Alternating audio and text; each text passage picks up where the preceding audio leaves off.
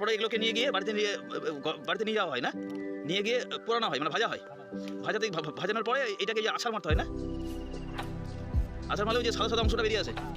আচ্ছা আচ্ছা আচ্ছা, আমরা দেখতে পাচ্ছি মাখনা, যে মাখনা ফল, দেখুন এই সেই মাখনা ফল। এখন এই দিঘি পরিষ্কারের কাজ চলছে।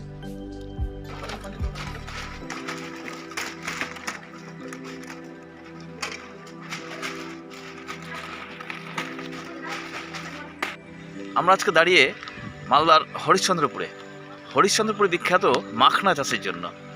আর এই মাখনা পৌঁছে যায় দেশের বিভিন্ন প্রান্তে। আমরা মাখনা চাষ কী করে হয় সে ব্যাপারে কথা বলবো, চাষিদের সঙ্গে কথা বলবো, এবং এখানকার যে শিল্পপতিরা তাদের সঙ্গেও কথা বলবো।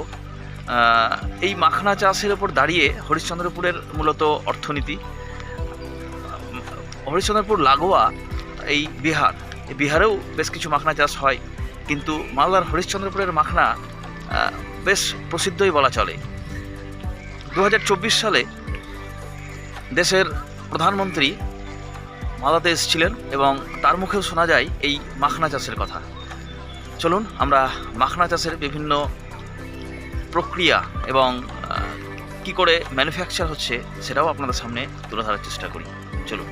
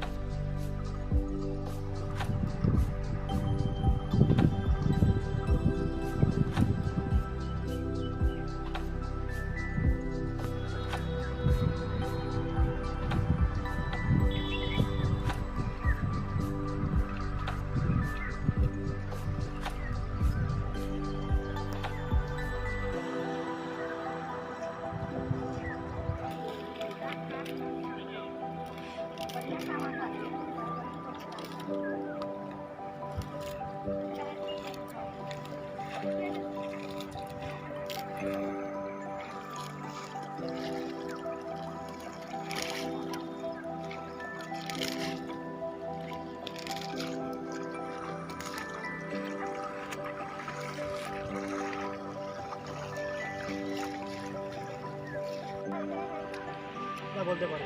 আচ্ছা আচ্ছা আচ্ছা, এইটা এমনি এই যে মাখনা উঠতে কতদিন সময় লাগবে? তো বললাম 3 মাস মতো লাগবে। আচ্ছা আচ্ছা, তখন কিভাবে বোঝা যাবে এই মাখনাগুলো কি করে ওঠায়? এটা ফলা উপরে ফলটা কি উপরের দিকে দেখা যায়? দেখা যায়। আচ্ছা,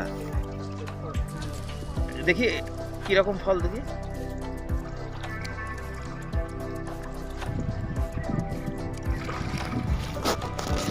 আচ্ছা আচ্ছা, দেখি। আচ্ছা, এইরকম ফল উপরের দিকে আসবে।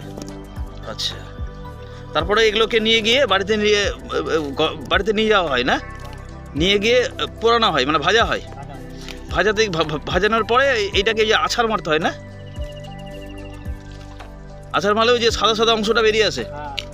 আচ্ছা আচ্ছা আচ্ছা, আমরা দেখতে পাচ্ছি মাখনা, এটা মাখনা ফল, দেখুন এই সেই মাখনা ফল।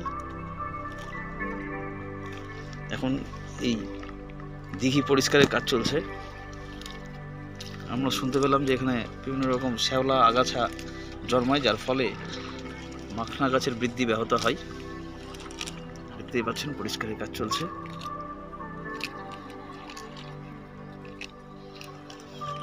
মাখনা হরিশ্চন্দ্রপুরের অন্যতম সম্পদ। হরিশ্চন্দ্রপুর তথা মালদা, এই মালদার অন্যতম সম্পদ।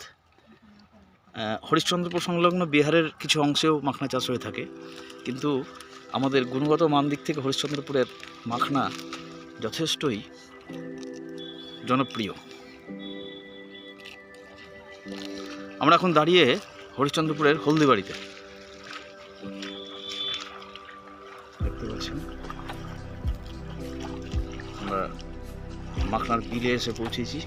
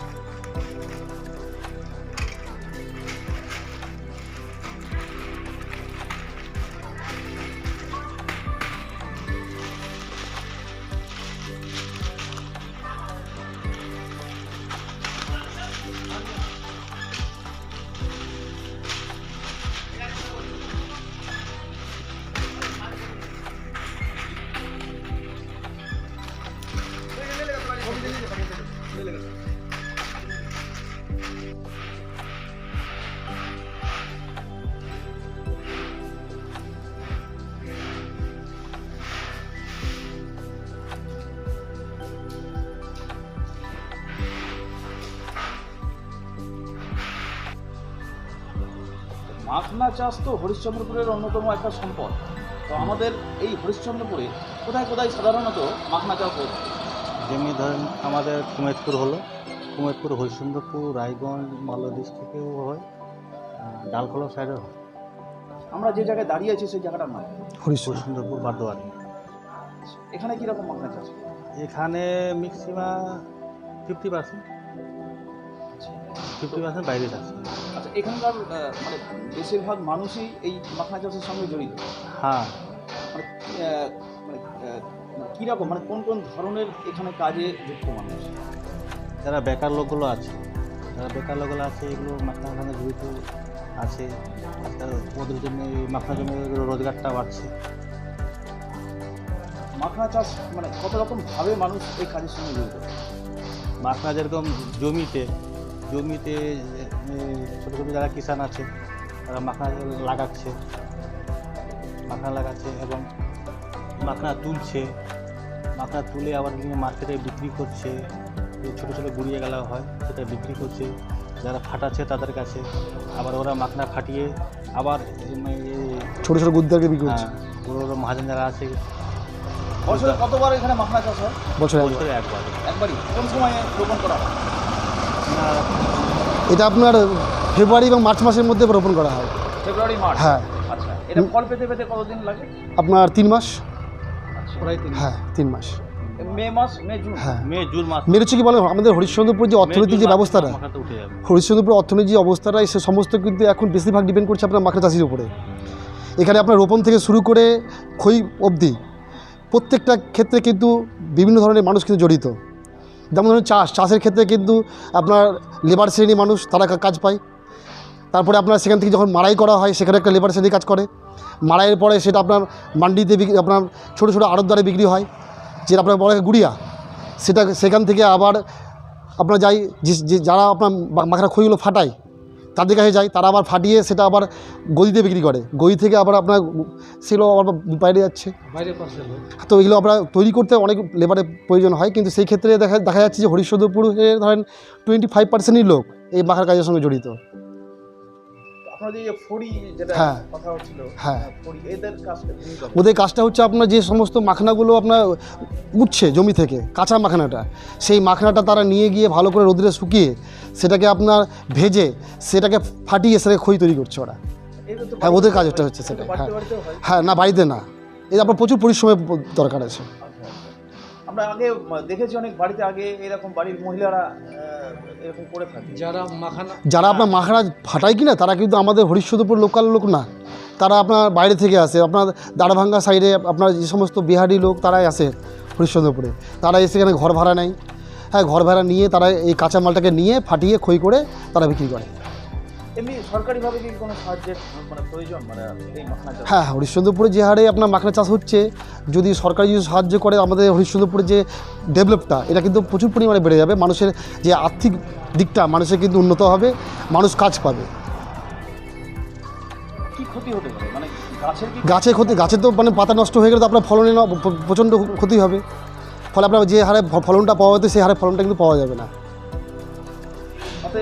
এমনি মানে উৎপাদন কমে যেতে পারে। হ্যাঁ, উৎপাদন প্রচুর পরিমাণে কমে যাবে। আর এমনি মাখনার যে আকৃতিটা তাতে তার কোনো ক্ষতি হতে পারে? হ্যাঁ, ওজনের ক্ষেত্রে আপনার খারাপ হবে। কোয়ালিটির যে আপনার যে মাখনা থেকে যে খইটা বের হয় সেই খইটা কিন্তু আপনার কোয়ালিটি অনেক কিন্তু খারাপ বেরোবে। আর যখনই আপনার কোয়ালিটিটা খারাপ বেরিয়ে যাবে তখন কিন্তু আপনার দামটা কমে যাবে। যে বাজারে যে একটা দাম, সেই দামটা কিন্তু সেই চাষি কিন্তু সেই পরিমাণটা পাবে না। বর্তমানে দাম কীরকম চলছে এখন? এখন আপনার 1000 টাকা থেকে 1050 টাকা চলছে আপনার মাখনার খইয়ের দাম কেজি। হ্যাঁ। আর মানে এটা পাইকারির দাম? হ্যাঁ, পাইকারি। আর এমনি যদি উৎপাদন কমে গেলে তখন? হ্যাঁ, বাজারটা আপনার বেড়ে যেতে পারে, কিন্তু আপনার বাজারেরটা হচ্ছে আপনার খইয়ের উপরে আর কোয়ালিটি এবং কোয়ান্টিটির উপরে। যদি আপনার যে প্রাকৃতিক যদি দুর্যোগ দেখা দেয় তবে কিন্তু আপনার যে ফলের যে কোয়ালিটিটা সেটা কিন্তু ভালো হবে না। আর কোয়ালিটি যদি ভালো না হয় কিন্তু বাজারের যে রেটটা সেই রেটটা কিন্তু থাকবে না। কী নাম আপনার? আমার নাম সুশান্ত দাস, হরিশ্চন্দ্রপুর।